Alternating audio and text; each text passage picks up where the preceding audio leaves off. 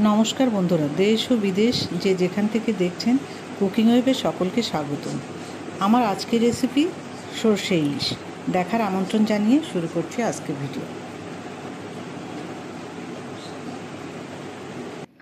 বিশ্ববিখ্যাত এই মাছটি কিন্তু আমাদের মানে বাঙালির, আর এই খ্যাতিটা অর্জন করেছে তার স্বাদের জন্য। মাছের নামটা আশা করি বলে দেবার প্রয়োজন নেই, একে সবাই চেনে, ইলিশ মাছ। আর সর্ষে ইলিশ যেহেতু, সে তো বলাই বাহুল্য। সারা বিশ্বের মানুষ একে বিভিন্নভাবে রান্না করে থাকেন। ইলিশ মাছ শুধু লবণ ঝাল দিয়ে 2 মিনিট রান্না করলেই খাওয়ার উপযোগী হয়। আমার মা বলতেন ইলিশ মাছ কালের ভাপে রান্না করতে হয়, অর্থাৎ মানুষের মুখের মধ্যে যে পরিমাণ গরম থাকে তাতেই সিদ্ধ হয়, আর মৃদু তাপেই ইলিশের স্বাদ থাকে অটুট। বাঙালি ঘরানার কিছু ইলিশ রান্না আছে, তার মধ্যে প্রথম সারিতে আছে ইলিশ ভাজা, সর্ষে ইলিশ, ভাপা ইলিশ, ইলিশ পাতুরি, কাঁচকলা দিয়ে ইলিশের ঝোল, আর মশলাদার রান্নার কথা নাই বা বললাম। তো চলুন মূল রান্নায়। আমি প্রথমে মাছটাকে রান্নার জন্য ভালো করে ধুয়ে জল ঝরিয়ে নেব। আর মাছ ধোয়ার ক্ষেত্রে যে একটি টিপস হলো, ইলিশ মাছ কখনোই বেশি ধোয়া যাবে না। পরিষ্কার জলে 2-1 বার আলতোভাবে ধুয়ে তুলে ফেলতে হবে। আমি প্রথমে মাছটিকে ঝরিয়ে সামান্য লবণ, হলুদ ও লাল লঙ্কার গুঁড়ো দিয়ে মাখিয়ে নেব। হলুদ ও লঙ্কা গুঁড়ো অপশনাল, অনেকে দেয় না, তবে দিলে রং হয়, দেখতে ভালো লাগে।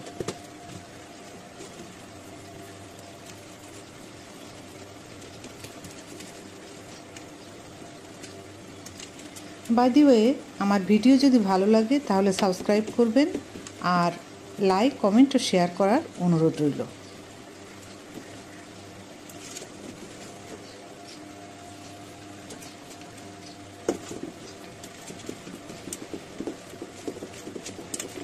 আমি ভালো করে মাছগুলোকে মাখিয়ে একপাশে সরিয়ে রাখব।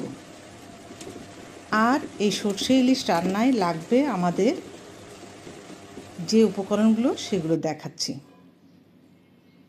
প্রথমে লাগবে সর্ষে 2 চা চামচ। আমি কালো সাদা সর্ষে সমপরিমাণে মিশিয়ে নিয়েছি, মিশিয়ে ভিজিয়ে রেখেছি। আর লাগবে 2 চা চামচ পোস্তদানা, 8-10টি কাঁচামরিচ ও পেঁয়াজ। এখানে এতটা পেঁয়াজ আমি নিব না, আমি 1 টেবিল চামচ পরিমাণ বেটে নেব।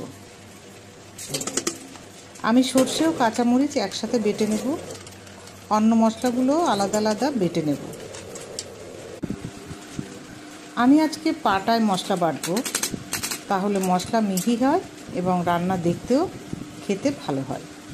এটা গেল 2 নং টিপস।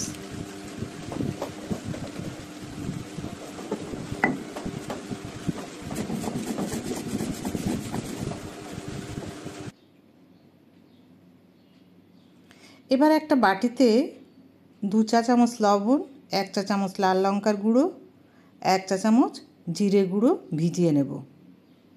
আমি আগেই বলেছি এটা শুধু সর্ষে কাঁচা লঙ্কা দিয়েও করা যায়, সেটিও চমৎকার লাগে। আমার শাশুড়ি রান্না করতেন, সেটা আমি একদিন আপনাদের সাথে শেয়ার করব। আর এখানে নিয়েছি এই মশলাগুলো একত্রে, আর নিয়ে নেব হাফ কাপ টক দই। এই কাপ হচ্ছে চায়ের কাপের, মেজারমেন্ট কাপের নয়। এই যে এখানে আমি অন্য কাজের জন্য কেশর ভিজিয়ে রেখেছিলাম, তাই এমন হলুদ দেখাচ্ছে। দইটা আমি ব্লেন্ড করে নেব হাত দিয়ে। পুরো রান্নাটি করব সর্ষের তেল দিয়ে। টিপস নাম্বার 3 হলো, ইলিশ সবসময় সর্ষের তেলে রান্না করতে হয়, এতে স্বাদ বাড়ে। প্রথমে কড়াইতে তেল দিয়ে গরম হলে একে একে সব মশলা 1 মিনিট মতো নেড়ে চেড়ে নিতে হবে। প্রথমে পেঁয়াজ দিলাম, পেঁয়াজটা নেড়ে চেড়ে ওর মধ্যে দিয়ে দেব পোস্তদানা। আমি এরপরে দিয়েছি ওই লবণ, হলুদ ও লাল লঙ্কার গুঁড়ো, যে লবণ, লাল লঙ্কার গুঁড়ো ও জিরের যে গুঁড়োটা, ওইটা দিয়ে দিয়েছি। এরপরে দিয়ে দিচ্ছি পোস্তদানা, পোস্ত বাটাটা দিয়ে দেব।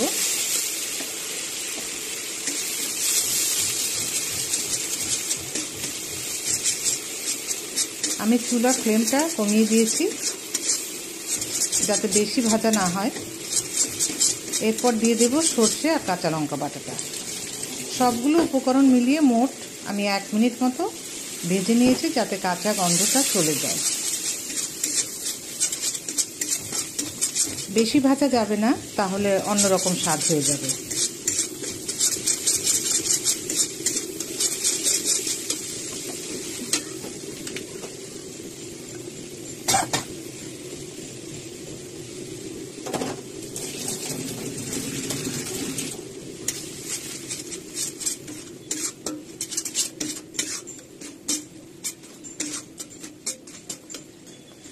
সব কিছু দিয়ে 1 মিনিট মতো কষিয়ে পছন্দ অনুযায়ী এই যে টক দইটা দিয়ে দিলাম।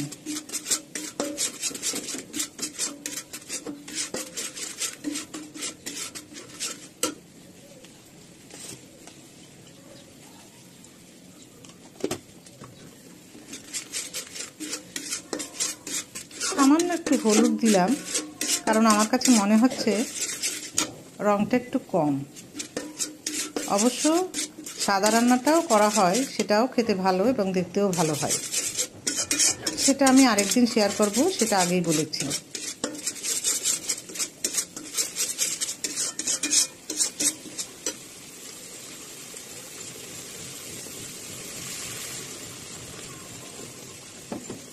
এরপর আমি এর সঙ্গে অ্যাড করে দেব পছন্দ অনুযায়ী গরম জল।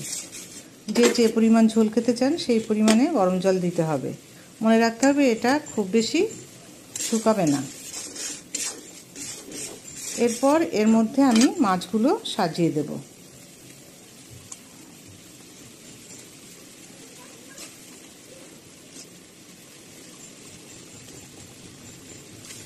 ত্রিশ সেকেন্ড পর মাছগুলোকে উল্টে দিয়ে ঢেকে 1 মিনিট রান্না করে নিতে হবে।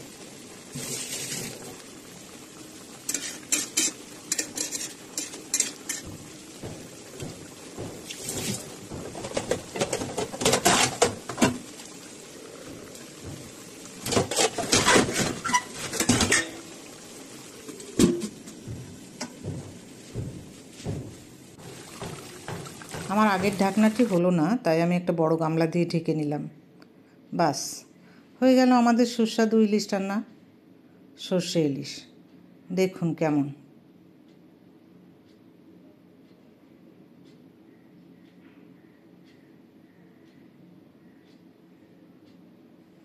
আপনারা করে খেয়ে দেখবেন। অবশ্যই এটি সবাই করে, বাঙালিরা সবাই এর সঙ্গে পরিচিত। খেতে ভীষণ ভালো হয়। দেখা হচ্ছে আগামী ভিডিওতে। সেই পর্যন্ত সকলেই ভালো থাকবেন, এই প্রত্যাশায় আজকের মতো এখানেই শেষ করছি।